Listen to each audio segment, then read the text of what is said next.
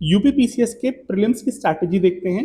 अभी 87 डेज बचे हुए हैं हमारे प्रीलिम्स के पेपर में।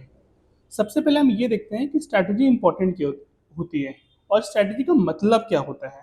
स्ट्रैटेजी का मतलब होता है कि हमें क्या करना है, कैसे करना है और कब करना है। Means what to do it, how to do it and when to do it.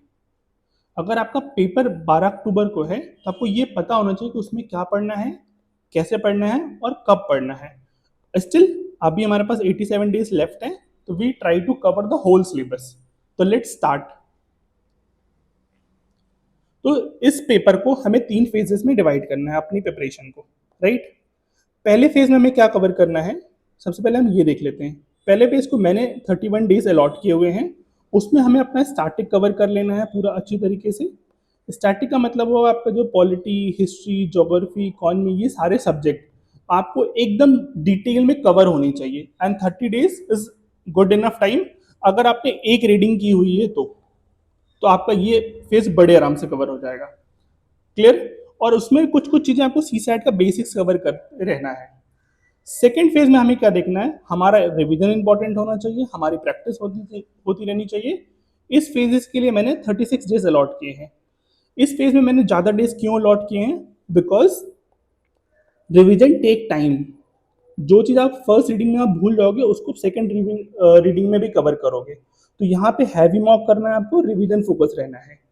And third in the last phase of the preparation, जहाँ पे आप फाइनल पॉलिश करोगे 22 सितंबर से टू 11 अक्टूबर।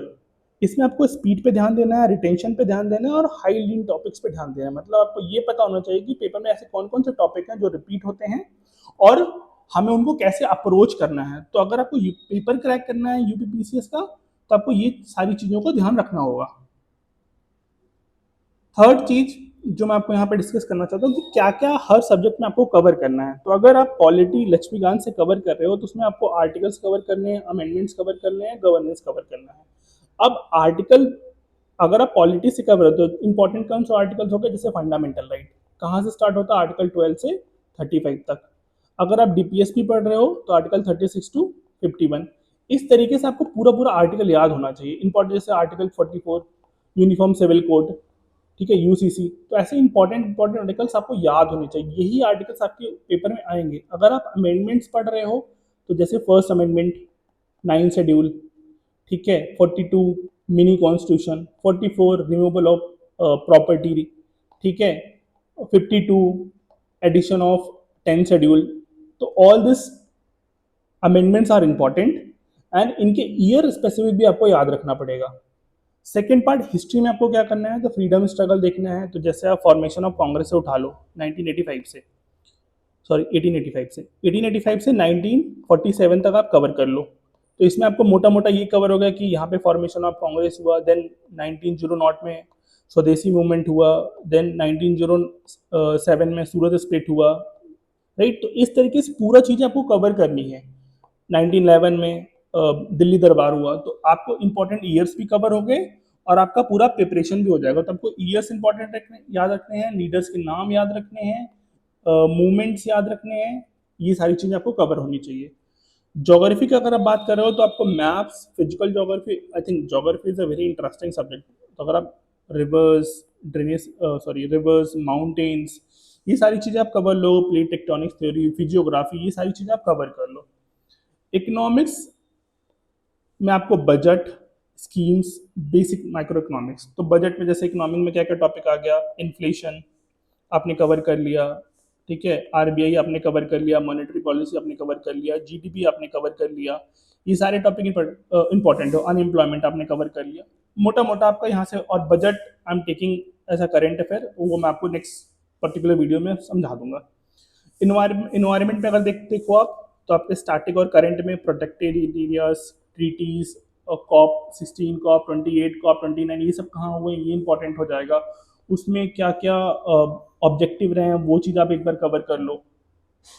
तो अगर आप ये सारी चीज़ें कवर कर लेते हो तो मोटा मोटा आपका पेपर का जो ब्रॉडर पॉइंट है वो चीज़ें निकल कर आ जाती हैं, वो चीज़ कवर हो जाती हैं आपकी, right.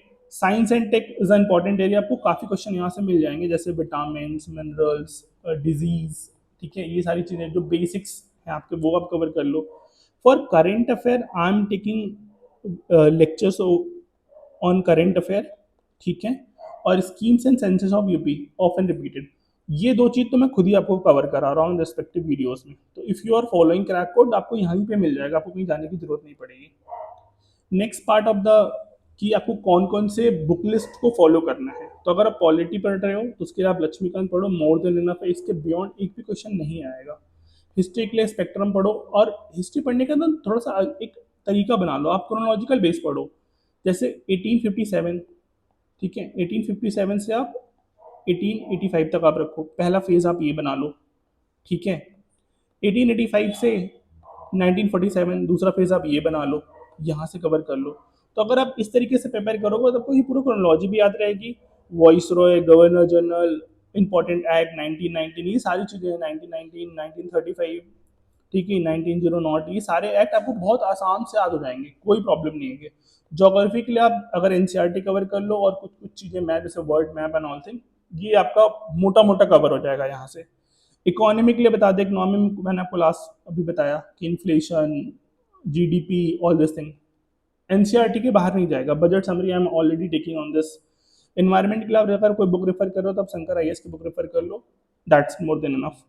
Current I am already taking lecture on this and UP specific GK, तो आप इसके लिए लूसेंट की किताब आती है, बहुत इंपॉर्टेंट होती है, बट उसको भी आपको बहुत स्पेसिफिक पढ़ना है, सारी चीज़ें उसमें से नहीं कवर करनी है, ठीक है। स्कीम्स आपको करंट अफेयर के पार्ट में ही कवर हो जाएगा, ठीक है। तो ये एक ब्रॉडर प्लान हो गया आपका। तो अगर आप थोड़ा सा प्लान देखो तो मैंने आपको क्या क्या बता दिया, तो कैसे आपको फेज में प्रिपरेशन करना है ये चीज़ आप क्लियर हो गया। वन कि 3 फेजेस में आप प्रिपरेशन कर रहे हो।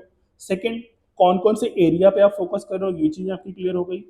थर्ड, आप कौन कौन से एरिया और कौन कौन रिसोर्सेज को आप फॉलो कर रहे हो, ये भी आपका क्लियर हो गया।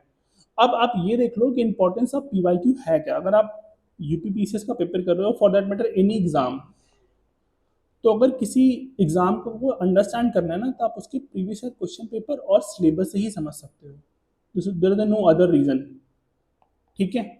तो उसमें क्या होगा कि क्वेश्चन कितने रिपीट होते हैं आपको ये समझ में आएगा। अगर आप लास्ट 5 ईयर्स का क्वेश्चन पेपर उठा के देख लोगे तो आपको ये समझ में आ जाएगा कि कितने टॉपिक, कौन से एरिया और नेचर ऑफ क्वेश्चन कैसे बन रहा है, वो रिपीट हो रहा है, वो आपको समझ में आ जाएगा।